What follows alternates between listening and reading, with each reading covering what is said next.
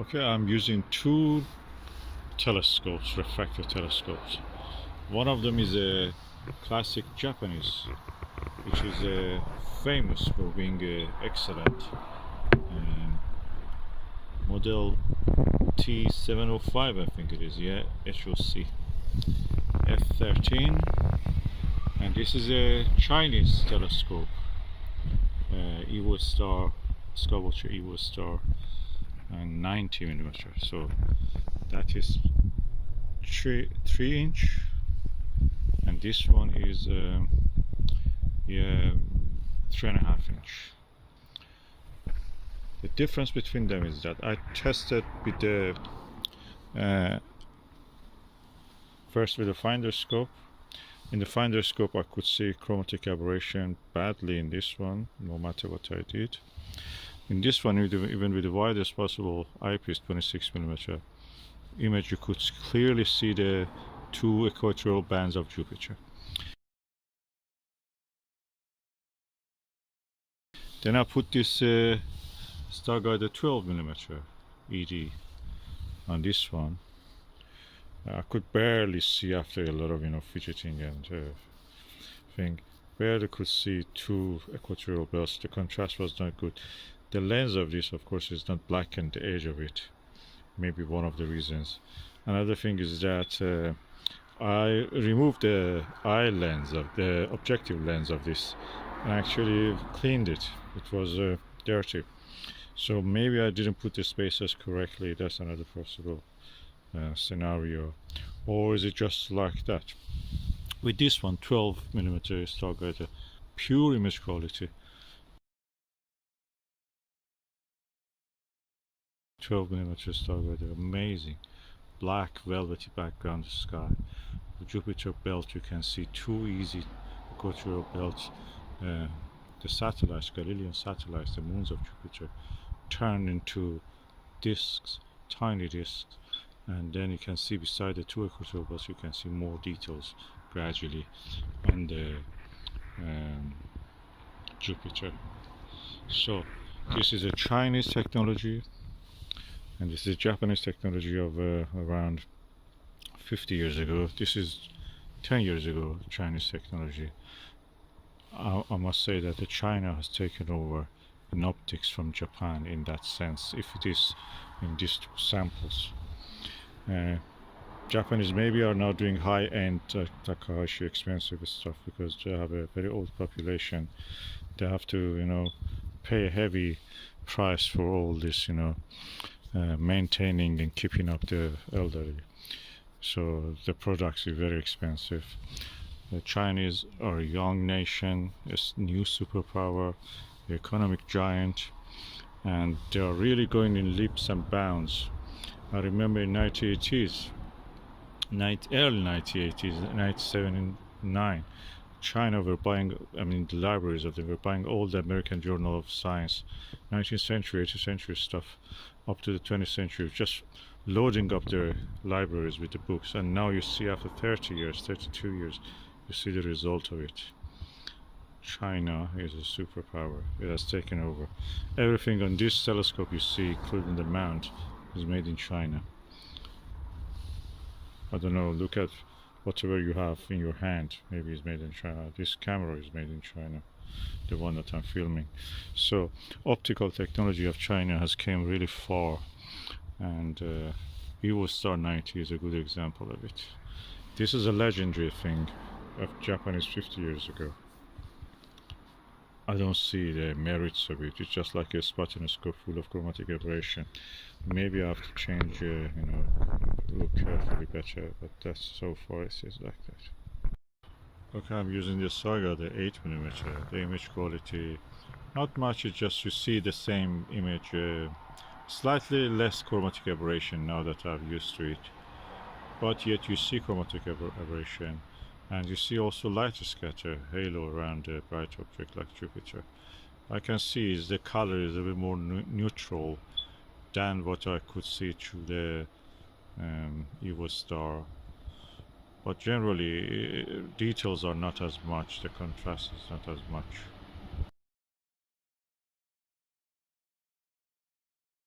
Now I'm using BST Starguider 8mm and the Evostar 90. Image quality is stunning. Two main equatorial belts. I can see some blue coloring, wisping. You can see there's a lot of details, you can see in this, even though it is just 8mm. This, in my opinion, the image quality is better than that with this eyepieces I'm using with my eye in this weather condition. So in this seeing and everything, that is just ruling out. And yeah, this is a really lovely telescope.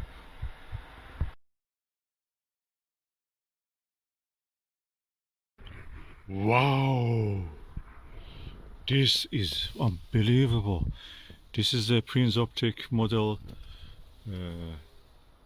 660, and the aperture is 76.2, focal length is 1250. Image is color free, no chromatic aberration. The details are amazing. Oh my god, can I believe that? That's the one. That's the one. This is the legend. This is the best.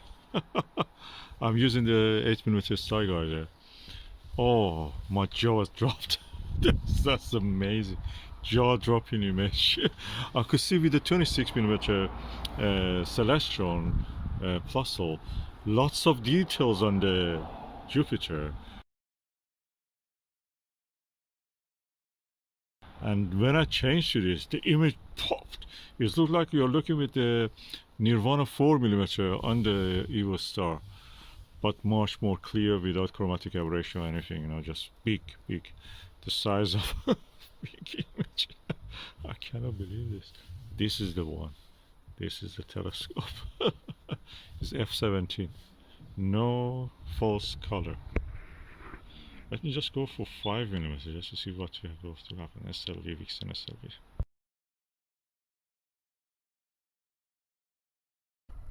Okay, I'm now using Vixen SLV 5mm. The image is a little bit just magnified. It's nice, it's not bad, don't take me wrong. But you don't see any more detail than what you could see. It's like, I mentioned that previously, that 12mm was like a 4mm Nirvana. Actually, that was like 7mm Nirvana. And this one looks like a 4mm Nirvana on the Evostar.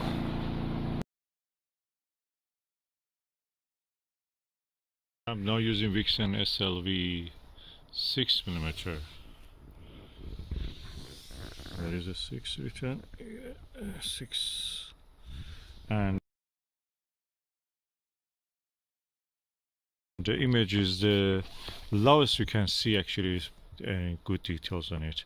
I think the 8mm or 7mm probably is optimal. Let me use the Takashi 7.5 LE on this.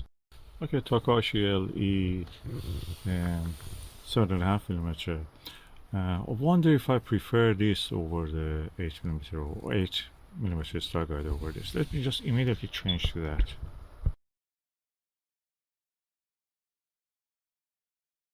Okay, Takashi LE 7.5mm gives a paler image, white. This one gives a little bit yellower. The image is slightly yellow, and the contrast is better, it seems to me. All the images is slightly smaller, but the contrast in this one, I will just change it immediately to the Takashi LE back just to see how it is.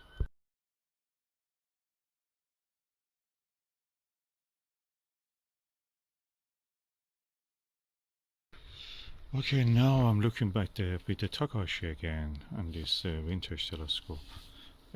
Focal ratio of 17, f ratio. What I can say is that this image is contrast is a tad better than the tiny epsilon, better than the Starguider. Of course, this comes at a price. This is almost 4 or 5 times the price of the Takashi, or 3 to 4 times. Yeah, that's more realistic. Starguider is good. I prefer that one, but this is a little bit whiter, and image you can say that you can see a little bit more detail. slightly, not much, it's not big difference. I can live with both of them. They're good. Either of them also is good. Now my judgment about this telescope. If you want to have a cheap telescope with achromatic qualities, a classic telescope, vintage telescope, will deliver that for you. 6 or 7, 6 centimeter or 7 centimeter or 2 inch, 2.5 inch to 3 inch will be good for you if you want to observe things like stars, double stars, or planets or moon. That's perfect for you. You will have a cheap telescope with the qualities of a achromatic telescope, which may cost you 10-20 times more. So if you see something like this, that is good. The coating probably doesn't exist at all with this, and the dew shield is not very extended. I mean, the coating technology was not that much developed. These coating technologies come since the Soviet bloc collapsed, and all the technology of them from the East Germany and Russia was transferred to the West, and we have now all this coating since the 1980s. Wonderful things that they discovered, and now we use them in our products. So if you want an achromatic quality in a cheap package, this kind of telescopes, vintage telescopes, including this one, are excellent for that. And also the light, they're small, relatively, this is long of course. For observing Jupiter, they're perfect, and Saturn of course. And yeah, 8mm Starguider will take you anywhere you want, and it's really nice for planetary observation and moon. The Takahashi, of course, you have to have, you can afford it, that's good also. Practically, this telescope is has a quality of a achromatic telescope. Is a achromat, is like probably we should call it Fraunhofer telescope, achromat with color-free, aberration-free qualities. Oh, it's ridiculously beautiful image with this Takahashi or with this Starguider. This telescope is amazing. It's such a tiny 3-inch and it gives all that.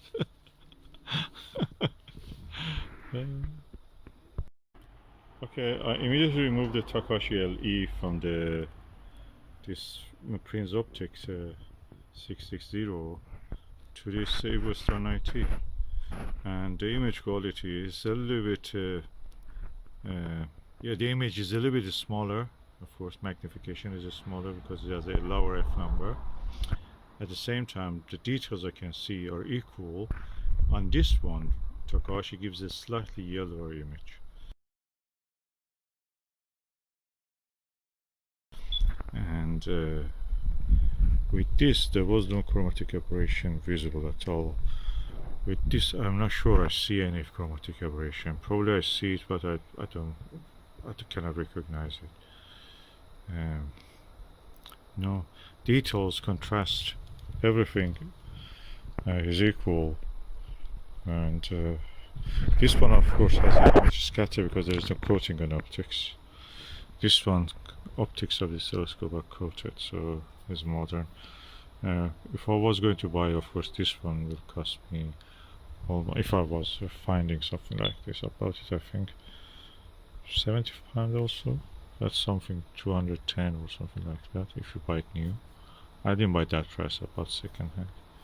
Same price as this, probably £50 I think I bought this second hand with all the mounts and everything. So yeah, this one gives you a chromatic quality. This one is a little bit color, but the image is as contrasty or even more contrasty than this. So which one I will get? You may not get this one, it's very difficult to find it. This one is widely available. I will go for this. This one is exotic. And another point is that with the Evostar I don't see any halo, ghost images or anything. With this I see halo around the bright objects, although when you get your eye get used to it you will not notice it. But with this, right away, zap, no halo, no ghosting, nothing. Black, dark background, beautiful disc of the Jupiter, amazing. After I packed up and came indoors and I was thinking about what I saw with this Prinz Optic 660, the best thing I can compare it is with the Skywatcher Maxotov 150p 6-inch Maxotov. That reminds me of that.